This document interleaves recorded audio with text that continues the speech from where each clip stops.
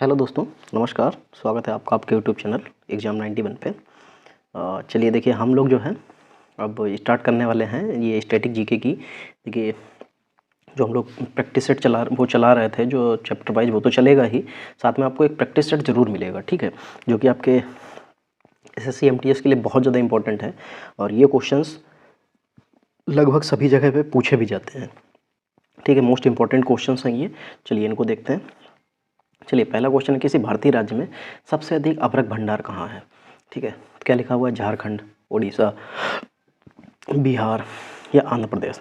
ठीक, देखो, जो अभ्रक के भंडार हैं सबसे ज़्यादा, वो हमारे हैं आंध्र प्रदेश में। कहाँ है? आंध्र प्रदेश में, ठीक है। अभ्रक उत्पादन में बिहार जो है भारत का दूसरा सबसे बड़ा राज्य है, ठीक। अभ्रक का उपयोग किस में किया जाता है? देखो, तो उपकरण बनाने में, रेडियो में, वायुयान में, औषध बनाने में, निर्माण, ठीक, औषध निर्माण में, फिर अग्निरोधी जो वस्त्र होते हैं उनको बनाने में, टेलीफोनों में, नेत्र रक्षक जो चश्मे होते हैं, जो आँखों को बचाने के लिए चश्मे यूज किए जाते हैं, इनमें सब में इसका निर्माण किया जाता है, ठीक। और ये होता क्या है? ये ताप और विद्युत के कुचालक होते हैं, ठीक। चलिए, इतने क्वेश्चन यहाँ पे बन सकते थे, वो आपको बता दिए गए। चलिए फिर देखते हैं, निम्नलिखित में कौन सा संयुक्त राष्ट्र सतत विकास लक्ष्य जिम्मेदारीपूर्ण खपत और उत्पादन से संबंधित है?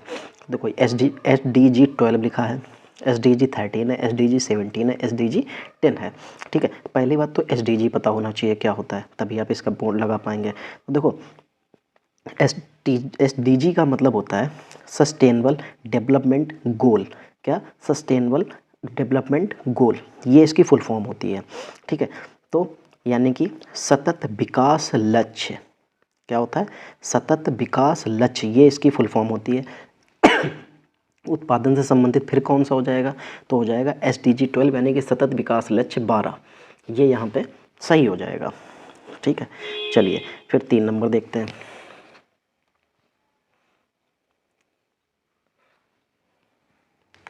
निम्नलिखित में कौन सा मंदिर मौजूदा चोल मंदिरों में से एक नहीं है? चलिए भाई देखिए, कौन सा चोल मंदिरों में से एक नहीं है? गंगाईकोंडा चोलापुरम, कंपाहारेश्वर, बृहदेश्वर, एरावतेश्वर, ठीक है। ये हमें 4 मंदिर दे रखे हैं, तो उसने पूछा चोल मंदिर में से एक नहीं है। जो चोल मंदिरों में से एक था वो नहीं है, ठीक है। तो देखो, जो यहाँ पे जो कंपाहरेश्वर मंदिर जो लिखा है, कंपाहरेश्वर मंदिर सेकंड नंबर पे है, ये जो है ये हमारा चोल राज्यों से संबंधित नहीं है, ठीक है, यानी कि चोल मंदिरों में से एक नहीं है, ठीक है। जो चोल शासक कुलोतुंग नाम था उनका, हाँ, कुलोतुंग थर्ड ने जो कुंभाकोणम के निकट त्रिभुवन में कंपाहरेश्वर मंदिर बनवाया था, ठीक है। अब ये वर्तमान में अस्तित्व में नहीं है, ठीक है। चलिए और बाकी ये चीज़ हाँ बता दूं, बृहदेश्वर मंदिर जो है वो हमारा सबसे ऊंची चोटी पर सबसे ऊंची मंदिर है, ठीक है। भारत का सबसे ऊंचा मंदिर है, याद रखिएगा, बृहदेश्वर मंदिर जो है भारत का सबसे ऊंचा मंदिर है। चलिए फिर 4 नंबर देखिए। सॉरी, विश्व में गेहूं का सबसे बड़ा उत्पादक देश कौन सा है? तो देखो, USA लिखा है, रूस लिखा है, चीन लिखा है और भारत लिखा है, ठीक है। देखिए, मैं आपको बता दूं, बहुत से लोग इसमें जो है भारत पे जाएंगे। दोस्त देखिए, भारत में गेहूं सबसे ज़्यादा नहीं होता है। गेहूं सबसे ज़्यादा कहाँ होता है? वो होता है चीन में, ठीक है। भारत जो है वो गेहूं के मामले में दूसरे स्थान पर है। किस पे है? ये फर्स्ट है, ठीक, ये सेकंड है, ठीक, ये याद रखिएगा, ठीक। चलिए अब ये हाँ याद रखिएगा कि जो गेहूं है वो विश्व का सबसे बड़ा खाद्य फसल है, ठीक है। चलिए आगे बढ़ते हैं। फिर 5 नंबर देखिए, 5 नंबर में क्या लिखा हुआ है? 5 नंबर में लिखा हुआ है, विक्रमादित्य प्रसिद्ध गुप्त शासक का एक अन्य नाम क्या है? कुमारगुप्त द्वितीय, चंद्रगुप्त प्रथम, चंद्रगुप्त द्वितीय या रामगुप्त। तो देखो, जो विक्रमादित्य द्वितीय जो थे, सॉरी, विक्रमादित्य जो हैं, इनका जो गुप्त शासक का जो अन्य नाम था वो क्या था? चंद्रगुप्त द्वितीय नाम था इनका। जो इनका शासनकाल था वो कब से कब तक था? वो 375 से 415 ईस्वी तक था। पहले तो यहाँ पे टिक लगाते हैं, फिर यहीं पे डैश लगा के 375 से 415 ईस्वी तक। ठीक, इनका शासनकाल ये था। ठीक, आगे बढ़ते हैं। देखिए ये जो क्वेश्चन मैं आपको बीच बीच में बताया दे रहा हूँ, ये थोड़े से इंपॉर्टेंट क्वेश्चन है और इनको ध्यान रखिएगा। चलिए 6 नंबर देखिए, लॉर्ड डलहौजी ने भारतीय राज्यों को हड़पने के लिए निम्नलिखित में से कौन सी नीति अपनाई थी। तो देखो ये तो क्वेश्चन मेरे हिसाब से आपको बहुत आसानी से पता होना चाहिए कि इसने क्या किया था कि सहायक गठबंधन की नीति अपनाई थी, व्यापकता का नीति का सिद्धांत अपनाया था, या स्थायी बंदोबस्त नीति थी, या रॉलेट एक्ट था। तो देखो जो लॉर्ड डलहौजी जो था उसने राज्यों को हड़पने के लिए जो है व्यापकता का सिद्धांत अपनाया था। क्या अपनाया था? व्यापकता का सिद्धांत अपनाया था। ठीक है, और इसके तहत जो है इसने सबसे पहले जो सतारा था उसको हड़पा था। किसको? सतारा को, 1848 में। ठीक है, फिर उसके बाद जो है जैतपुर और संबलपुर को 1849 में, फिर बाघाट को 1850 में, उदयपुर को 1852 में, झांसी को 1853 में, नागपुर को 1854 में और लास्ट में अवध को 1856 में डलहौजी ने अंग्रेजी साम्राज्य में मिला दिया था। ठीक है, तो ये इसने हड़प नीति के तहत जो व्यापकता का सिद्धांत लाया था उसके तहत ये धीरे धीरे करके सबको हड़पता गया। और डलहौजी का जो क्या बोलते हैं इसका जो शासनकाल था वो कब से कब तक था? तो 1848 से 56 तक इसने जो है शासन किया है। ठीक है, इसी के शासनकाल में 1853 में सबसे पहले क्या थी? रेल चलाई गई थी, रेल। ठीक, 1853 में ये क्वेश्चन पूछा जाता है आपसे कि किसके शासनकाल में रेल चलाई गई थी? लॉर्ड डलहौजी के शासनकाल में। सबसे पहले किसके किसके बीच चलाई गई थी? तो मुंबई से थाने के बीच। कितने किलोमीटर? 34 किलोमीटर में। ठीक है, तो और ये आपके लिए इंपॉर्टेंट था, बता दिया। हाँ, एक और चीज़ इसने की थी, ये डाकघर 1854 में। ठीक, 1854 में इसने क्या किया था? जो है डाकघर अधिनियम पारित कर दिया था। ठीक, और हाँ 1846 में इसने विधवा पुनर्विवाह अधिनियम भी पारित किया था। क्या? विधवा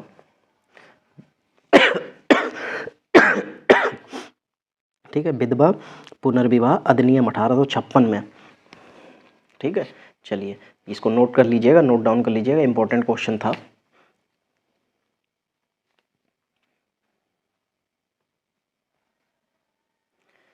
चलिए 7 नंबर, निम्नलिखित में से कौन सी जनजाति नागालैंड से संबंधित है? चलो भाई, तो देखते हैं, रेगमा, बोंडा, लिम्बू या नार। ठीक, तो देखो जो रेगमा जनजाति है वो तो हमारी नागालैंड से संबंधित है। ठीक, फिर आते हैं हमारी बाकी कुछ जनजातियां जो भी और नागालैंड से संबंधित हैं, उनके बारे में भी हम आपको बता दें। ठीक है, तो देखो एक तो रेंगमा हो गया, फिर अंगामी, चांग, कोन्याक, फोम्स, पोचुरी, संगमा। ठीक है, और एक जेलिंग, ये नागालैंड से कुछ जनजातियां हैं। ठीक, फिर ये आपको लिखा है बोंडा। ये बोंडा कहाँ की है? तो एक सेकंड, देखो बोंडा जनजाति जो है ये हमारी उड़ीसा, छत्तीसगढ़ और जो आंध्र प्रदेश के जो बाहरी इलाके हैं, ठीक है, दक्षिण पश्चिमी, ठीक है, कि इन्हीं के पास सबसे ज़्यादा पाया जाता है। जो आपके उड़ीसा, छत्तीसगढ़ और आंध्र प्रदेश के जो इलाके पड़ते हैं ये उन्हीं में सबसे ज़्यादा पाया जाता है। चलो फिर 8 नंबर देखते हैं। 8 नंबर में क्या लिखा है? इदुक्की बांध किस नदी पर बनाया गया है? बढ़िया क्वेश्चन है, बहुत बढ़िया क्वेश्चन है, बांधों से काफ़ी क्वेश्चन पूछे जाते हैं। तो देखिए इदुक्की बांध किस नदी पर बनाया गया है? तो महानदी पर, कृष्णा नदी पर, घाट प्रवाह पर, पेरियार पर। ठीक, तो इदुक्की नदी जो है वो कहाँ है? वो पेरियार नदी पर है। किस राज्य में है? केरल राज्य में है। ठीक, चलिए फिर देखो जो हीराकुंड बांध है वो महानदी पर बना है। ठीक, ये तो आपको पता होगा, महानदी पर हीराकुंड बांध है जो विश्व का सबसे लंबा बांध है। ठीक, फिर हीराकुंड बांध है कहाँ? अच्छा, वो उड़ीसा में पड़ता है। ठीक, ये भगवान बताओ, इतनी रात में भी बताओ ये लोग, पता नहीं ये बुलेट ट्रेन जो हैं, ये बाइक जो है, इनके ऊपर तो सरकार को प्रतिबंध लगाना चाहिए। इनके जो साइलेंसर्स हैं इनके ऊपर तो प्रतिबंध सरकार को लगाना चाहिए कि इससे ज़्यादा आवाज़ नहीं हो सकती। अब सोचिए रात का 12 बजा है, ठीक है, और इस समय मैं सोचिए रात में ही रिकॉर्ड करता हूँ, जिससे यहाँ पे ये शोर शराबा ना हो। पर सोचिए ये कुछ महाशय लोग ऐसे हैं जो बताइए इतनी रात में इतनी तेज़ बाइक लेके जा रहे हैं, इनको ये भी सोचना नहीं पड़ रहा है कि कुछ लोग सो रहे होंगे और वो बेचारे इसकी आवाज़ से जग सकते हैं। चलिए छोड़िए, इस तरीके के लोगों को कुछ किया नहीं जा सकता है। ठीक, चलिए तो फिर हीराकुंड के बारे में बात हो चुकी जो महानदी पे बंधा हुआ है। ठीक, और कृष्णा नदी पे जो है नागार्जुन सागर परियोजना जो है वो कृष्णा नदी पे है और हिडकल परियोजना जो वो घाटप्रभा नदी पे है। ठीक है। चलिए, निम्नलिखित में से कौन सी ग्रीन हाउस गैसें के उत्सर्जन से संबंधित अनिवार्य सीमाएं तय करने वाले औद्योगिक देशों के बीच की गई एक अंतर्राष्ट्रीय संधि है? तो Montreal protocol, Kyoto protocol, Geneva समझौता या बॉन समझौता। तो देखो जब ये ग्रीन हाउस गैस के उत्सर्जन से संबंधित है, ठीक है, से संबंधित सीमाएं तय करने की औद्योगिक देशों के बीच की गई एक अंतर्राष्ट्रीय संबंध, तो ये क्योटो प्रोटोकॉल कहलाता है। क्या कहलाता है? Kyoto protocol. क्योटो प्रोटोकॉल अभी आपने देख लिया कि ग्रीन हाउस गैसों के उत्सर्जन से संबंधित सीमाएं तय करने के लिए ये है। ठीक है। क्योटो प्रोटोकॉल जो है, क्योटो सम्मेलन जापान के क्योटो शहर में 1997 में हुआ था। कब हुआ था? 1997 में। क्योटो प्रोटोकॉल को जो है रियो+5 सम्मेलन भी कहा जाता है। ठीक है। 1990 में ग्रीन हाउस गैसों के स्तर में 5% की कटौती करना तय किया गया था और ये संधि जो है 2005 से लागू हुई है। ठीक है। इसमें ओजोन की परत को बचाने के लिए अंतर्राष्ट्रीय सम्मेलन 16 सितंबर 1987 को कनाडा के मॉन्ट्रियल में हुआ था, जिसे मॉन्ट्रियल सम्मेलन या प्रोटोकॉल भी कहा जाता है। ठीक, ये 1989 में लागू हो गई थी। चलिए फिर 10 नंबर देखिए, प्रसिद्ध संस्कृत नाटक स्वप्नवासवदत्तम किसने लिखा है? सॉरी देखिए वहाँ पे थोड़ा सा वो ब्लैकिश ज़्यादा हो गया, उसका जो बैकग्राउंड था वो ऐसा लग रहा है जैसे फ्रंट पे आ गया। ठीक है। तो प्रसिद्ध संस्कृत नाटक स्वप्नवासवदत्तम, ठीक है, स्वप्नवासवदत्तम किसने लिखा है? तो देखो जब मैंने अभी ये आपको वीडियो, पिछला ही वीडियो डाला था मैंने, जब वहाँ पे तो पिछले वीडियो में मैंने कुछ पुस्तक और उनके लेखकों के बारे में, महत्वपूर्ण जो पुस्तकें होती हैं, जो हमारी पुरानी पुस्तकें हैं, उनके लेखकों के बारे में हम लोगों ने चर्चा की थी। तो वहाँ पे मैंने ये पढ़ाया था कि स्वप्नवासवदत्तम जो है किसने लिखी है? तो ये भास ने लिखी है। ठीक है। किसने लिखी है? ये भास ने लिखी है। बाकी अगर आपने अभी तक नहीं पढ़ी है तो आप ज़रूर देखिएगा। ठीक है। चलिए, क्योंकि ये इम्पोर्टेंट वीडियो था, मैंने देखा कि उस वीडियो पे अभी तक सोचिए 100 व्यूज़ नहीं आ पाए हैं, और इसका मतलब है कि मुझे नहीं लगता है कि बच्चे पता नहीं उसको सर्च नहीं कर रहे हैं या जो भी है। भाई उसको आप लोगों को देखना चाहिए, क्योंकि देखिए वहाँ से 70 क्वेश्चन है, 70 क्वेश्चन से आपका एक नंबर पक्का हो रहा है, ये कन्फर्म है। बट चलिए कोई नहीं, जिन्होंने नहीं देखा उनका नुकसान है। चलिए, किसी वयस्क द्वारा किए गए अकुशल मानवीय कार्य के लिए प्रत्येक परिवार को एक वित्तीय वर्ष में कम से कम 100 दिन का गारंटी शुदा पारिश्रमिक आधारित रोजगार प्रदान करना भारत सरकार के किस प्रमुख कार्यक्रम का उद्देश्य है? तो ये आपको भी पता है बहुत अच्छे से कि 100 दिन का रोजगार गारंटी कानून अधिनियम जो है ये पारित किया गया था। इसके तहत कौन देता है? तो ये मनरेगा, पहले ये नरेगा था, बाद में इसको मनरेगा कर दिया गया। ठीक है। इसमें एमजी जोड़ दिया गया, मतलब यहाँ भी गांधी जी को नहीं छोड़ा गया, यहाँ भी महात्मा गांधी नेशनल रोजगार एम्प्लॉयमेंट गवर्नमेंट जो है बना दिया गया इसको। यहाँ पे भी बताइए महात्मा गांधी को जोड़ दिया। चलिए 12 नंबर देखिए, भारत की कोर सेक्टर इंडस्ट्रीज निम्नलिखित में से क्या शामिल नहीं है? कोर इंडस्ट्रीज में जो है कौन सा शामिल नहीं होता है?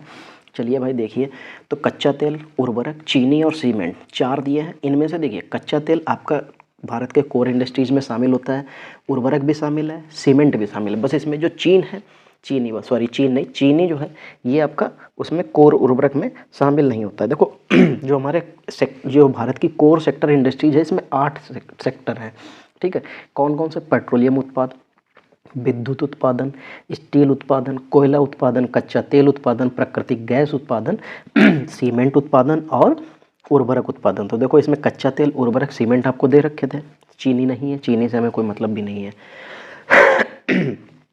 चलिए फिर 3 नंबर पे चलते हैं, यानी कि page number 3, question number 13 number. संविधान के किस अनुच्छेद के तहत भारत का उच्चतम न्यायालय मौलिक अधिकारों के प्रवर्तन के लिए रिट जारी कर सकता है? तो देखो दोस्तों, सबसे पहली बात तो कि आपको ये पता होना चाहिए कि हमारे रिट्स जो है वो किस में जारी होती हैं। अगर आपको अनुच्छेद में, संविधान में अगर ये भी नहीं पता है तो ये तो आपके काम की चीज़ है। अगर आपको ये भी नहीं पता तो भैया पढ़ना पड़ेगा। ये अनुच्छेद 32 होता है। इसमें 5 तरीके की रिट दी गई हैं, ठीक है। कितने तरीके की? 5 तरीके की। चलिए भाई देखते हैं। पहला क्या होता है? पहला होता है बंदी प्रत्यक्षीकरण। क्या होता है? बंदी प्रत्यक्षीकरण। इसमें क्या होता है? न्यायालय में जो है रिट के तहत किसी की गिरफ्तारी किए गए व्यक्ति को न्यायालय में 24 घंटे के अंदर पेश करना होता है। ये होता है बंदी प्रत्यक्षीकरण, ठीक है। फिर दूसरा क्या होता है? होता है परमादेश। इसमें क्या होता है? सार्वजनिक अधिकारों ठीक अधिकारियों को उनके कार्यों के संबंध में आदेश दिया जाता है, ठीक है। आदेश दिया जाता है या पूछा जाता है। फिर होता है प्रतिषेध। तीसरी नंबर की, अधीनस्थ न्यायालयों या अधिकरणों को अपने न्याय क्षेत्र के बाहर कार्यों को करने से रोकने हेतु रिट जारी की जा सकती है। फिर उत्प्रेषण होता है। अधीनस्थ न्यायालयों को लंबित मामलों या स्थानांतरण करने के लिए भी रिट जारी की जा सकती है। फिर आते हैं 5 नंबर पर लास्ट, अधिकार प्रेक्षा। यह रिट किसी अयोग्य व्यक्ति को अवैध अनाधिकृत से रोका जाता है। मैं आपको बता दूं, ये आपके एग्जाम में एमटीएस में ये अंदर की चीज़ कुछ नहीं पूछेंगे। बहुत ज़्यादा से ज़्यादा ये पूछा जा सकता है कि जो सेक्टर जो हमारा अनुच्छेद 32 है, इसके अंतर्गत जो 5 रिट जारी की जाती हैं, उन मतलब कितनी रिट जारी की जाती हैं, तो आपको पता होना चाहिए 5 है बस। इससे ज़्यादा और कुछ नहीं आपके में पूछा जाएगा। चलिए, हार्ड डिस्क किस प्रकार की स्टोरेज डिवाइस है? तो आपको पता है कि ये सेकेंडरी डिवाइस है। जब मैंने कंप्यूटर पढ़ाता हूँ, जो मैं कंप्यूटर पढ़ा रहा था अभी, मेरे जो कंप्यूटर मुझसे पढ़ने वाले बच्चे हैं उनके लिए ये बच्चों का खेल था ये वाला क्वेश्चन, ठीक। चलिए, अफ्रीका में विक्टोरिया जलप्रपात किस नदी पर स्थित है? तो जेम्बेजी, नाइजर, नील या कांगो। विक्टोरिया जलप्रपात ठीक है, तो विक्टोरिया जलप्रपात किस पे है? ये पड़ता है जेम्बेजी नदी पे। किस पे? जेम्बेजी नदी पर स्थित है। और ये अपनी ऊंचाई के लिए फेमस है। किसके लिए फेमस है? ये अपनी ऊंचाई के लिए फेमस है। बाकी इसमें और ऐसा कुछ खास नहीं है कि जिसके बारे में आपको बताया जाए। बस इस पे एक बांध और होता है, करीबा बांध, ठीक है, वो फेमस है। चलिए तो आते हैं अब 16 नंबर पे। तो अब आता है एक पेटाबाइट। अब ये पेटाबाइट क्या होता है? तो देखो, जैसे कि हमारे पास के पहले तो बिट्स आते हैं, बाइट होते हैं, निबल आते हैं, बिट्स आते हैं, फिर बाइट होते हैं, बाइट से फिर किलोबाइट होते हैं, किलोबाइट से फिर मेगाबाइट, मेगाबाइट से फिर गीगाबाइट, गीगाबाइट से फिर टेराबाइट, टेराबाइट से फिर पेटाबाइट ठीक। तो यानी कि एक पेटाबाइट बराबर कितना होता है? 1024 टीबी होता है। कितना होता है? 1024 टीबी। टीबी मतलब टेराबाइट, ठीक। कंप्यूटर शब्दावली में CLI का पूर्ण रूप, ये भी अभी अभी जल्दी में रिसेंटली मेरी जो लास्ट क्लास थी उसमें यही क्वेश्चन भी था कि CLI की फुल फॉर्म क्या। तो CLI की फुल फॉर्म क्या होती है? Command line interface. क्या होती है? कमांड लाइन इंटरफेस देखिए दोस्तों, जिसको भी कंप्यूटर के बारे में कुछ भी जानकारी चाहिए, आप मेरे वीडियोस देख सकते हैं। 100+ वीडियो पड़े होंगे, बल्कि 100 से ज़्यादा ही वीडियोस होंगे मेरे हिसाब से। 150 के आसपास कुछ कंप्यूटर के वीडियो होंगे। तो आप लोग वहाँ जाइए, उसको देखिए। आपको कंप्यूटर के मामले में आपका जो वनडे का एग्जाम, कोई भी कंप्यूटर से क्वेश्चन नहीं चूकेगा। आप हर क्वेश्चन को अटेम्प्ट कर सकते हो, ये गारंटी। चलिए 18 नंबर देखिए। 18 नंबर में क्या है? निम्नलिखित भारतीय संविधान में अनुच्छेदों में से कौन से अनुच्छेद में राज्यों में विधान परिषदों के गठन के लिए प्रावधान किया गया है? ठीक है, इसने पूछा क्या? निम्नलिखित भारतीय संविधान में अनुच्छेदों में से कौन से अनुच्छेद में राज्यों में विधान परिषद के गठन के लिए प्रावधान किया गया? मैंने अपना अनुच्छेद का एक वीडियो डाल रखा है। आप अगर वहाँ पे जाएंगे तो आपको बाकायदा वहाँ पे ये अनुच्छेद बताया गया है कि किस अनुच्छेद में है। तो ये अनुच्छेद 169 यानी कि 169 पड़ता है, जिसमें राज्यों में विधान परिषदों का गठन किया गया है, ठीक है। विधान परिषदों के गठन का प्रावधान किया गया है 169 में, ठीक है। इसके बारे में आप वहाँ पे सारे देखिए, सारे आर्टिकल्स जितने भी हैं, मैं आपको बता दूं, आर्टिकल से आपको 1 नंबर 100% मिलेगा। और वो आर्टिकल कौन सा होगा ये आपको भी नहीं पता है। तो इसलिए आप जाके वहाँ पे एक बार आर्टिकल्स का वीडियो ज़रूर देखिए जाके। जिन्होंने अभी तक आर्टिकल्स का वीडियो नहीं देखा है सभी लोग देखिए, क्योंकि आर्टिकल से आपको 1 नंबर 100% मिलना है। चलिए, भारत का पहला वायसराय कौन था? तो Lord Canning, Lord Elgin, Lord Cornwallis या लॉर्ड रिपन। तो जो भारत का जो पहला वायसराय था, उसने पूछा है भारत का पहला वायसराय, तो लॉर्ड कैनिंग था। कौन था? लॉर्ड कैनिंग, ठीक। देखो, जो 1958 था उसमें भारत शासन अधिनियम के द्वारा भारत का जो गवर्नर जनरल था उसका पदनाम भारत में वायसराय कर दिया गया था। तो यानी कि जो पहले जो गवर्नर हुआ करते थे, फिर बाद में वो वायसराय बना दिए गए, मतलब उनका नाम चेंज कर दिया गया, वो वायसराय। इसीलिए उसने कहा कि भारत का पहला वायसराय कौन था, तो लॉर्ड कैनिंग थे। ठीक, चलिए आगे बढ़ते हैं। चेम्सफोर्ड ने, लॉर्ड चेम्सफोर्ड ने 1919 में जलियांवाला बाग की घटना की जांच के लिए किस समिति का गठन किया था, तो हर्सेल समिति, मैकलेगून समिति, मूडी मैन समिति या हंटर समिति। तो देखो, जो जलियांवाला बाग हत्याकांड हुआ था 1919 में 13 अप्रैल 1919 अमृतसर के जलियांवाला बाग में जो है एक सभा हो रही थी। उसमें जो जनरल डायर था उसने गोली चलाने की परमिशन दे दी थी, तो उसमें बहुत से लोग मारे गए थे।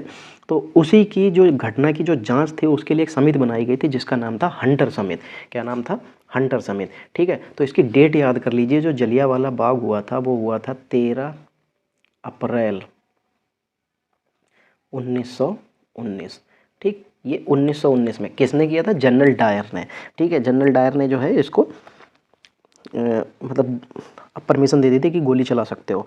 ठीक है, और दूसरी सबसे बड़ी बात कि जो रविन्द्रनाथ टैगोर थे उन्होंने इसके विरोध में अपनी जो नाइटहुड की उपाधि थी वो भी त्याग दी थी। ठीक है, ऐसे दीनबंधु जो थे CF एंड्रोज जान,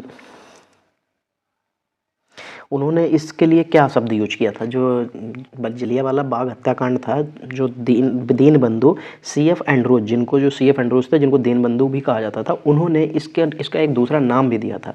उसका क्या नाम था? ये क्वेश्चन बहुत बार पूछा गया है, इसलिए मैं आपसे बता रहा हूँ कि जो इन्होंने जो इसका नाम दिया था वो क्या था? तो जानबूझकर की गई हत्या, ये दीनबंधु ने कहा था।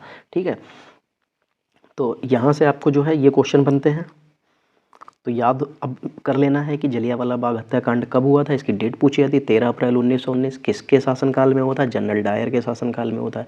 इसके जांच की गठित की गई जो समिति थी उस समिति का नाम क्या था? तो हंटर समिति थी। ठीक है, इसके पीछे जो है किसने अपनी उपाधि को त्याग दे दिया था, यानी कि ये पूछा जाता है नाइटहुड की उपाधि किसने त्याग दी थी? तो रविन्द्रनाथ टैगोर ने। जनरल सी डायर दीनबंधु या एंड्रोज, इन्होंने जो है क्या कहा था इसको? तो जानबूझकर की गई हत्या, इन्होंने ये कहा था। तो यहाँ से इतने क्वेश्चन बने, आपको सारे बता दिए गए। ठीक है, तो एक क्वेश्चन नहीं, यहाँ से आपको 3-4 क्वेश्चन मिले हैं। फिर काकतीय राजवंश का अंत निम्नलिखित में से किसके द्वारा किया गया था? देखो, गुप्त वंशजों के द्वारा, चालुक्यों के द्वारा, चोलों के द्वारा, की दिल्ली सल्तनत के द्वारा। देखो, जो काकतीय राजवंश था उसका जो है अंत दिल्ली सल्तनत के द्वारा कर दिया गया था। किसके द्वारा? दिल्ली सल्तनत के द्वारा। ठीक है,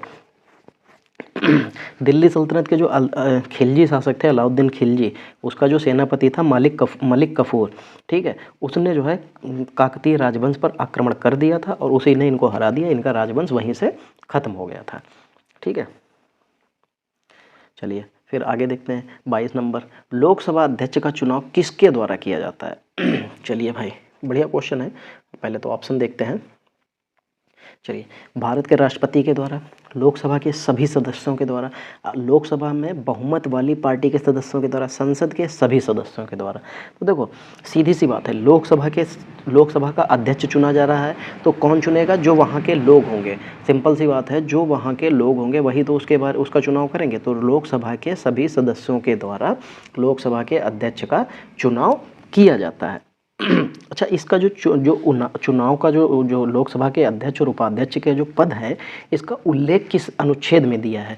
अनुच्छेद वाला वीडियो देखिए, बहुत अच्छे से वहाँ पे मैंने समझाया है। ये 93 में बताया गया है। ठीक है, ठीक, ये 93 अनुच्छेद में बताया गया है। याद रखिएगा। हाँ, और संसद में संयुक्त अधिवेशन, ये किस अनुच्छेद के तहत आता है? संसद का जो संयुक्त अधिवेशन है वो किस अनुच्छेद के तहत आता है? कमेंट करके मुझे बताइएगा। संयुक्त अधिवेशन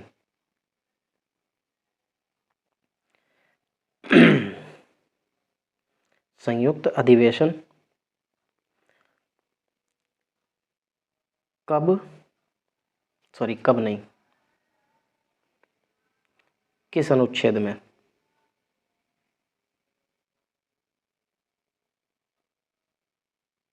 ठीक, किस अनुच्छेद में? चलिए, फिर क्या है? एशिया का सबसे बड़ा बस टर्मिनल कौन सा है? ये लास्ट क्वेश्चन है। एशिया का सबसे बड़ा बस टर्मिनल कौन सा है? तो तेल अवीव में स्थित तेल Aviv central bus stand, Helsinki में स्थित कंपी सेंटर, चेन्नई में स्थित Chennai Mufassil bus terminal, New York city में स्थित पोर्ट अथॉरिटी बस टर्मिनल। जब सीधी सी बात है, जब उसने एशिया का पूछा है तो न्यूयॉर्क तो इसमें आ नहीं सकता, तो आप यहाँ से न्यूयॉर्क को ऐसे ही काट दीजिए, ठीक है। अब फिर उसके अलावा देखो ये तेल अवीव में स्थित अवीव सेंट्रल बस स्टैंड, तो ये जो है ये भी आपका एशिया में नहीं पड़ेगा, इसको भी हटा दीजिए। फिर आते हैं हेलसिंकी में स्थित कंपी सेंटर, फिर चेन्नई में स्थित। देखो चेन्नई में एशिया में अगर सबसे बड़ा है तो चेन्नई में, ठीक है। मोफसिल बस टर्मिनल है, ठीक। चलिए देखिए यहाँ से तो बहुत सी चीज़ें आपको लगभग क्लियर हो गई हैं।